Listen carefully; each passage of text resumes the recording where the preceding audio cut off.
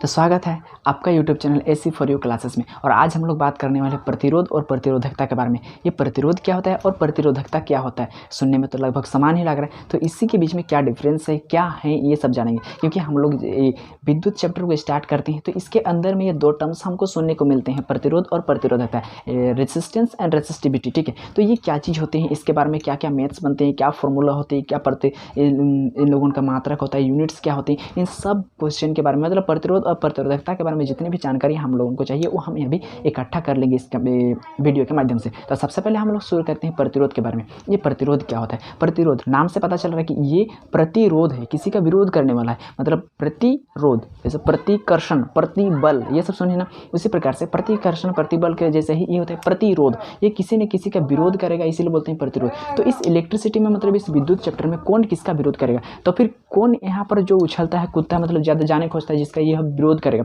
तो हम लोगों ने पढ़ा है कि विद्युत पाठ में कि इलेक्ट्रॉन के लेन देन से आवेश उत्पन्न होता है और उसी आवेश को जब प्रवाहित करते हैं तो उसी को धारा कहते हैं। तो इस इलेक्ट्रिसिटी में प्रवाहित कौन होगा? विद्युत धारा। जो लाइट हम लोग जो बल्ब जला रहे हैं इसमें से कुछ ना कुछ तार में प्रवाहित हो रहा है, तो कौन प्रभावित हो रहा है? वो होता है विद्युत धारा। आवेश प्रवाह हो रहे हैं, ठीक है। इसी आवेश के प्रवाह के दर को ही कहते हैं विद्युत धारा। तो जो इस विद्युत धारा जो बह रही है उसको कुछ न कुछ एक ऐसा कारक होता है जो उसको प्रतिरोध यानी कि रोकने का प्रयास करता है और उसी को ही कहते हैं प्रतिरोध। ठीक है, देखिए प्रतिरोध किसको बोलते हैं? जो धारा के प्रवाह में रुकावट उत्पन्न करता है उसे क्या कहते हैं? उसे ही कहते हैं प्रतिरोध। जो धारा के प्रवाह में रुकावट उत्पन्न करता है, जैसे कि तार से होते हुए हम कोई बल्ब जला रहे हैं यहाँ पर, तो बल्ब यहाँ पर स्विच को ऑन करें तो यहाँ पर कुछ आवेश प्रवाह हो रहे हैं, यानी कि धारा इसमें से गुजर रही है, लेकिन कुछ न कुछ एक ऐसा कारक होता है जो उस धारा को रोकने का प्रयास करता है, वही क्या कहलाता है? वही कहलाता है हमारा प्रतिरोध। ठीक है, तो अब इस प्रतिरोध को हम लोग इस इलेक्ट्रिसिटी वाला पार्ट में कहाँ से उत्पन्न किए थे? तो सबसे पहले इसको हम देखे थे ओम का नियम में। ओम का नियम क्या था मेरा? तो यदि कोई तार पर, ठीक है, मतलब किसी चालक पर यदि नियत ताप पर विद्युत धारा प्रवाहित किया जाता है तो उसमें जो विभवांतर उत्पन्न होगा वह विद्युत धारा का समानुपाती होगा। यही हम लोग ओम का नियम में पढ़े थे। और ठीक है, लास्ट वीडियो में अगर यदि आप ओम का नियम को नहीं देखे हैं तो प्लीज़ वहाँ पर जाकर के देख लीजिए, बहुत बढ़िया तरीके से समझाया गया। ठीक है, धारा प्रवाहित होगा वह समानुपाती होगा किसका? विभव का। इस प्रकार से बोले थे विभव का समानुपाती होगा। और इस विभव को और इस धारा के मान को इक्वल करने के लिए एक कांस्टेंट की जरूरत पड़ता था। और तो वो कांस्टेंट हम कौन सा लेंगे? तो ठीक है, इस विभव को और इस धारा, ये भी इक्वल नहीं है, ये समानुपाती है, ठीक है, लेकिन इस समानुपाती को हटा करके इक्वल बनाने के लिए हमें एक कांस्टेंट की जरूरत पड़ता था। और वही कांस्टेंट के रूप में हम लाए प्रतिरोध को, एक नियत अंक को लाए। इस नियत अंक को यानी कि प्रतिरोध को अगर धारा के साथ गुणा कर दिया जाता है तब हम लोग का विभव और जो है विद्युत धारा इक्वल हो जाता है। ठीक है, तो इसी कांस्टेंट को हम लोगों ने नाम दिया था प्रतिरोध। यहाँ से जन्म होता है मेरा प्रतिरोध का। ठीक है, तो यहाँ से हम लोगों ने देखा था प्रतिरोध। और इस प्रकार से प्रतिरोध को भी अगर हम सूत्र के तौर पर दिखाते हैं तो इस प्रकार से मेरा प्रतिरोध निकलता है R बराबर V बट्टा I, मतलब R बराबर V बट्टे I। आपको पता है कि बट्टे I, बट्टे का मतलब होता है व्युत्क्रम, उल्टा।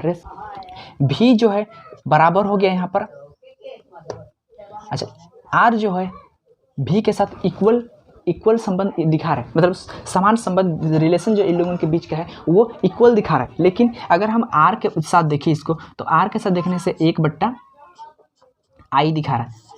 यही है इन दोनों के बीच का संबंध। मतलब जो प्रतिरोध है वो विभव के साथ सीधा संबंध रखता है और धारा के साथ उल्टा संबंध रखता है, व्युत्क्रम। यदि हम किसी चालक से होकर के कोई धारा प्रवाहित करेंगे, यदि किसी चालक से होकर के हम कोई धारा प्रवाहित करेंगे, और क्या बोल रहा है, यदि इसमें हम विद्युत धारा यानी कि 100 ओम का विद्युत धारा इसमें प्रवाहित करेंगे, ठीक है, 100 एम्पायर का विद्युत धारा इसमें हम प्रवाहित करेंगे, तो इसमें प्रतिरोध कितना होगा?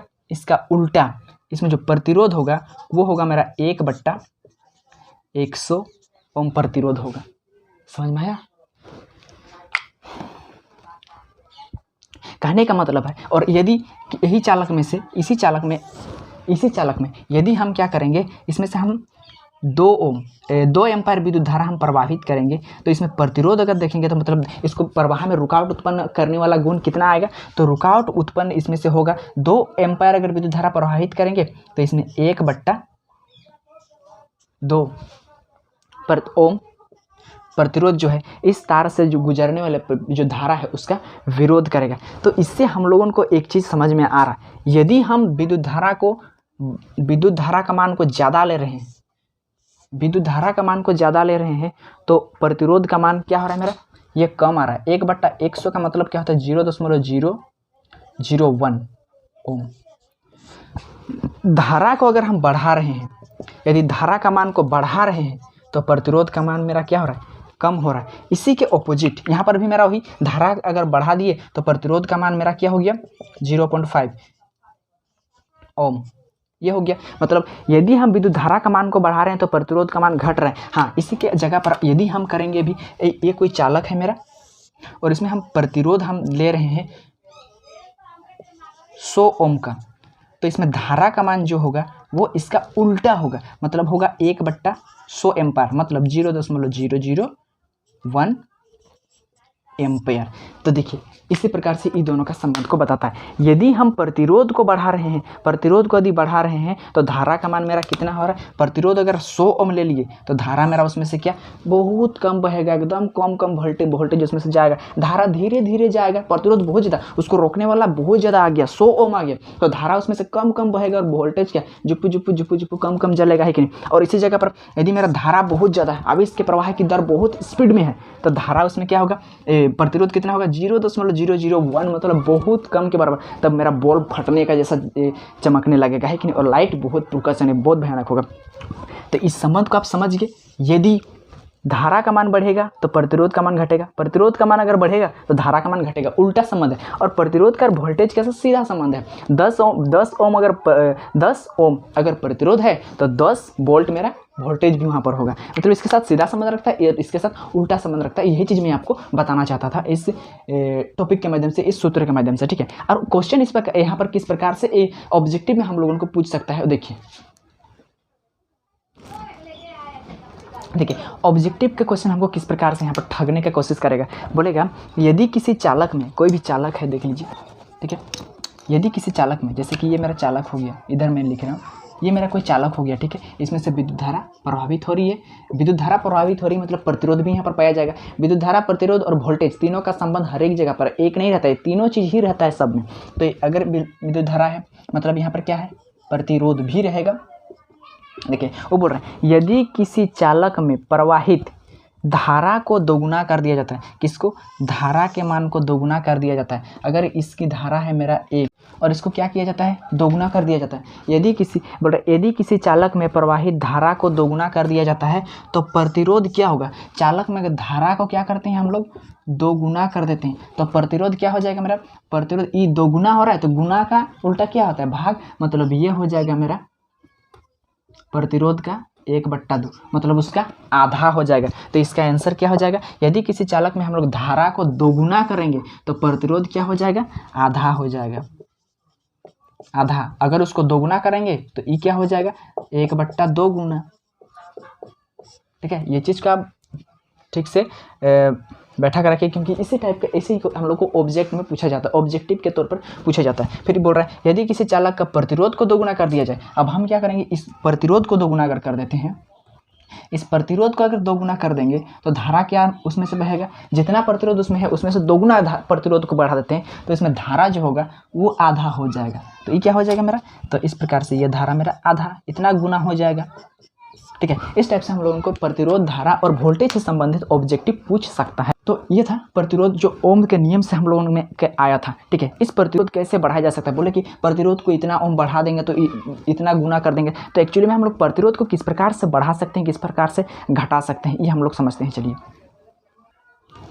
अगर इस प्रतिरोध के अध्ययन को और आगे बढ़ाते हैं तो हम लोगों को कुछ इस प्रकार से मिलता है। प्रतिरोध कहाँ पर मिलेगा, चालक में मिलेगा। चालक बोले तो क्या, कोई तार हो सकता है, ठीक है, मतलब जिसमें से विद्युत धारा प्रभावित होगा वही मेरा चालक है। तो इसमें किस प्रकार से प्रतिरोध किस पर निर्भर करता है, किस पर नहीं निर्भर करता है, किस पर किस सीधा संबंध रहता है, किसके साथ उल्टा संबंध रहता है, किसको बढ़ाने से ये घटेगा, किसको घटाने से ये बढ़ेगा, इसको हम लोग थोड़ा सा जान लेते हैं। तो देखिए, तो हमेशा याद रखिएगा ये जो प्रतिरोध होता है इसका मान, इसका सूत्र इस प्रकार से लिखा जाता है। प्रतिरोध जो होता है हमेशा कोई भी, मैं एक चालक के तौर पर ये तार ही ले लीजिए, इतना मोटा तो नहीं रहता, छोटा सा, लेकिन उसको मैं बड़ा करके दिखाता हूँ। इसको क्रॉस सेक्शन एरिया जो ये होता है ना, क्रॉस सेक्शन एरिया जिसको बोलते हैं अनुप्रस्थ परिच्छेद, इसको बोलते हैं अनुप्रस्थ परिच्छेद, इंग्लिश में बोलते हैं क्रॉस सेक्शन एरिया। तो इस एरिया को भी दिखाने के लिए ये है मेरा क्रॉस सेक्शन एरिया, अनुच्छेद, अनुप्रस्थ परिच्छेद, और ये है मेरा चालक की लंबाई। ठीक है, तो इसमें प्रतिरोध को अगर देखेंगे इस तार में कितना है तो हम लोग इस प्रकार से गणना कर सकते हैं उसका। ठीक है, तो प्रतिरोध होता है जो होता है वह चालक का चालक के लंबाई के समानुपाती होता है। क्या? चालक की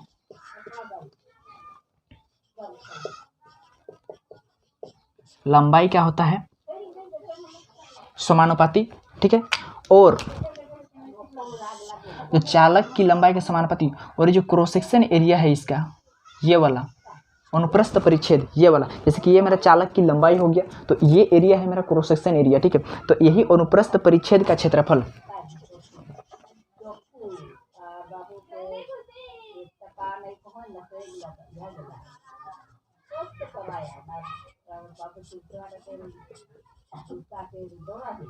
का क्षेत्रफल के व्युत्क्रमानुपाती होता है। देखिए ये क्या कहता है कि जो प्रतिरोध होता है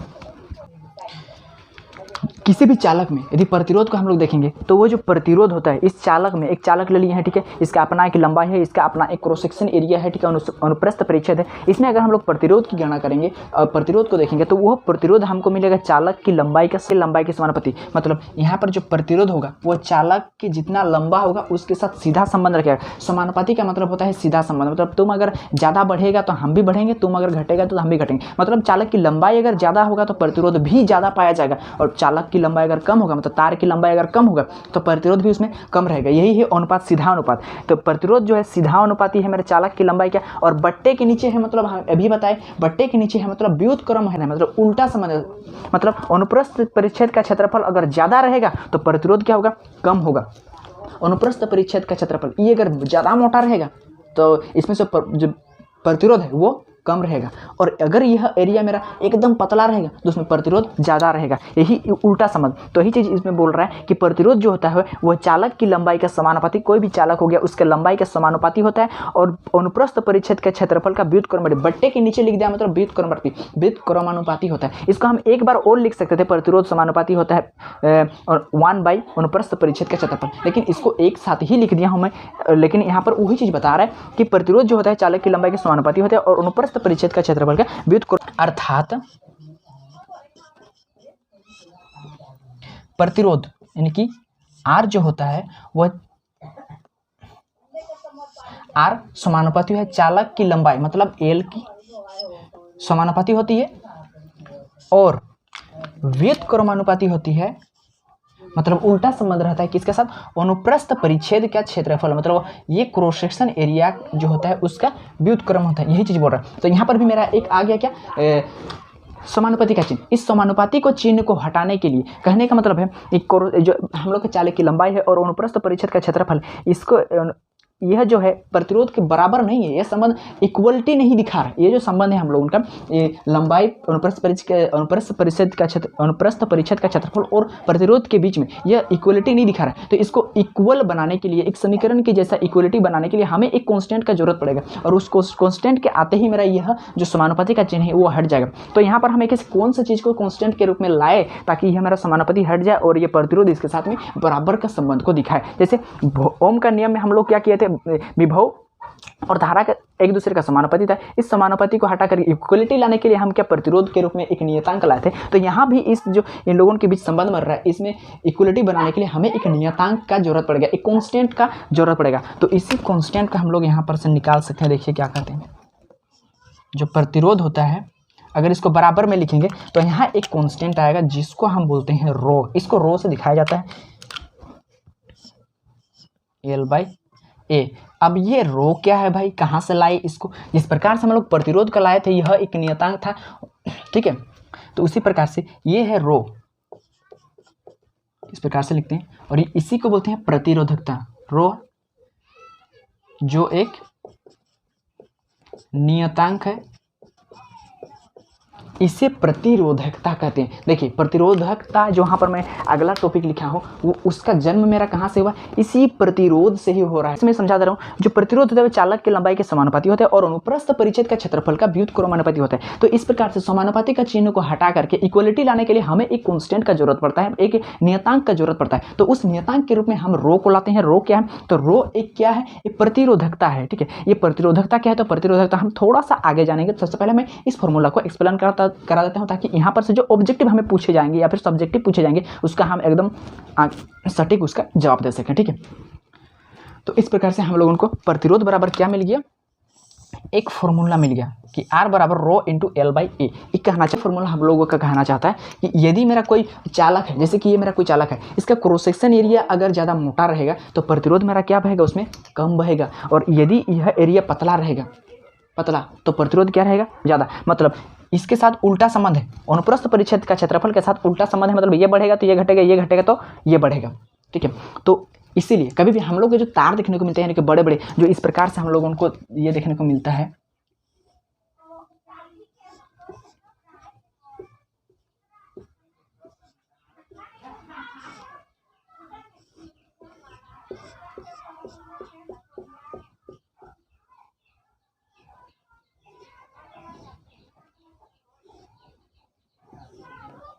इस प्रकार से आप लोग तार सबको देखे होंगे। बहुत सारा बिजली का हम लोगों को, बिजली जो बहुत ज़्यादा वोल्टेज का यहाँ पर से फ्लो होता है करंट। ठीक है, इसमें तो बहुत मोटा मोटा रहता है। मोटा है मतलब क्या, उसमें मोटा है मतलब इसका क्रॉस सेक्शन एरिया क्या है, ज़्यादा है। क्रॉस सेक्शन एरिया ज़्यादा है मतलब प्रतिरोध क्या है, कम है। प्रतिरोध कम है तब तो वो स्पीड से भाग सकता है, बहुत स्पीड से दौड़ सकता है ना।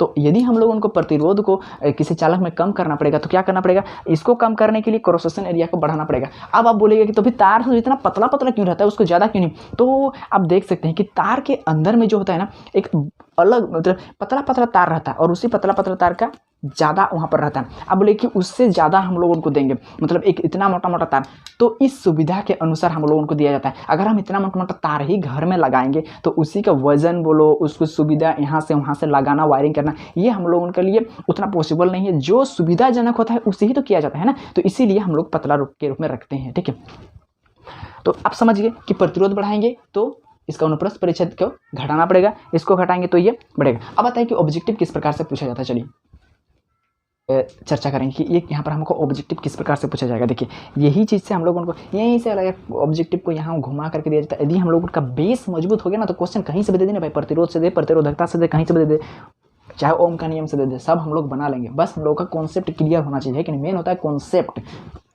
अब देखिए क्वेश्चन किस प्रकार से हमें पूछा जाएगा, घुमा फिरा के, कि यदि किसी चालक के लंबाई को दोगुना कर दिया जाता है, हम लोग को ये संबंध पता रहेगा तब ना। क्या बोल रहे हैं, यदि किसी चालक के लंबाई को दोगुना कर दिया जाता है, चालक की लंबाई को क्या कर रहे हैं, दोगुना कर रहे हैं। यहाँ पर देखिए हम पहले इस संबंध को ही लिख लेते हैं। चलिए R बराबर कांस्टेंट को तो हम रहने ही देते हैं अभी भाई। अब क्या बोल रहे हैं कि यदि किसी चालक के लंबाई को दोगुना, इसको हम क्या कर रहे हैं, दोगुना कर रहे हैं, कर अनुप्रस्थ परिच्छेद का क्षेत्रफल को 3 गुना, इसको कर रहे हैं हम 3 गुना किया जाता है, तो प्रतिरोध क्या होगा, तो ये प्रतिरोध का मान क्या होगा, हमको पता है कि क्या ये जो प्रतिरोध है वो लंबाई के साथ सीधा संबंध रखता है। मतलब तुम बढ़ेगा तो हम भी बढ़ेंगे, समानुपाती है। यह लंबाई का समानुपाती और अनुप्रस्थ परिच्छेद का क्षेत्रफल का व्युत्क्रमानुपाती है। मतलब ये बढ़ रहा है, मतलब ये अगर मेरा 2 गुना हुआ है तो ये भी मेरा क्या होगा, 2 गुना होगा इसके तरफ से। लेकिन बोल रहे हैं कि यदि मेरा इसका अनुप्रस्थ परिच्छेद का क्षेत्रफल 3 गुना है तो ये कितना होगा, ये इसका 1/3 गुना होगा। मतलब इसमें प्रतिरोध जो होगा वो मेरा कितना होगा, 2/3 ओम। समझ में आया कैसे हुआ, नहीं? देखिए बोल रहा है कि लंबाई को दोगुना कर देंगे, लंबाई को दोगुना कर देंगे, इसको दोगुना करेंगे तो इसका प्रतिरोध भी दोगुना होगा। क्यों, क्योंकि ये दोनों लंबाई और प्रतिरोध जो है आपस में सीधा संबंध रखता है। तुम बढ़ेगा हम भी बढ़ेंगे, तो चलो इसको दोगुना किए तो ये भी हो गया। ये बोला क्वेश्चन में नहीं, लेकिन इनडायरेक्टली ये बोल रहा है कि प्रतिरोध भी बढ़ेगा, तो इसको बढ़ा दिए। अब ये बोल रहा है कि व्युत्क्रम होता है अनुप्रस्थ परिच्छेद क्षेत्रफल का 3 गुना कर देते हैं, तो ये 3 गुना हुआ तो वो 1/3 गुना हुआ। 2 गुना तो पहले से ही हुआ था और 1/3 गुना कर देंगे तो क्या होगा, 2/3 ओम। इतना ओम हो जाएगा प्रतिरोध। उसी प्रकार से पूछेगा आपको, यदि किसी चालक के लंबाई को दोगुना कर देते हैं, देखिए R बराबर संबंध पहले आपको जानना पड़ेगा। अब क्या बोल रहे हैं कि यदि किसी चालक के लंबाई को दोगुना कर देते हैं, इस लंबाई को हम क्या करते हैं, दोगुना कर देते हैं, और एक ये मतलब अनुप्रस्थ परिच्छेद के क्षेत्रफल को आधा कर देते हैं। इसको 2 गुना किए मतलब क्या, ये भी मेरा 2 गुना हो गया। ये इनडायरेक्ट था, बोला नहीं, लेकिन हमको समझना है। 2 गुना कर देते हैं, ए को एक आधा कर देते हैं, ए को क्या करते हैं, इसको हम आधा करते हैं। इसको आधा गुना किए मतलब इसके साथ क्या पूरा गुना करना पड़ेगा। तो इस प्रकार से जो मेरा प्रतिरोध बनेगा वो कितना होगा, तो 2 दूनी 4, ये 4 ओम मेरा प्रतिरोध होगा। इस प्रकार से यहाँ पर से हम लोग को क्वेश्चन को घुमा करके पूछ सकता है। ठीक है, तो इस प्रकार से हम लोग प्रतिरोध के बारे में डिटेल से जानकारी ले लिए। इससे बाहर यदि कोई भी क्वेश्चन मिलता है तो आप कमेंट जरूर करें। ठीक है, अब हम लोग बात करते हैं प्रतिरोधकता का टॉपिक को। इस पार्ट में मैं नहीं डालूंगा क्योंकि वीडियो ज़्यादा ही लंबा हो जाएगा, इसलिए तो प्रतिरोधकता को समझने के लिए आपको मेरा नेक्स्ट वीडियो समझना पड़ेगा। मैं बनाऊंगा अभी ही, लेकिन उसको मैं नेक्स्ट वीडियो में डालूंगा। ठीक है, तो ये था प्रतिरोध और प्रतिरोधक के बारे में जितनी सारी जानकारी और प्रतिरोधकता, क्योंकि यहाँ पर जो एक कांस्टेंट को हम लोग जानेंगे नेक्स्ट बार में। देखिए कहाँ से उत्पन्न हुआ, इसी प्रतिरोध से ही उत्पन्न हुआ है। तो प्रतिरोध के बाद आप जरूर विजिट कीजिएगा मेरा नेक्स्ट वीडियो। मिलते हैं नेक्स्ट वीडियो में। ठीक है, वीडियो पसंद आया तो लाइक, सब्सक्राइब, कमेंट जरूर करें।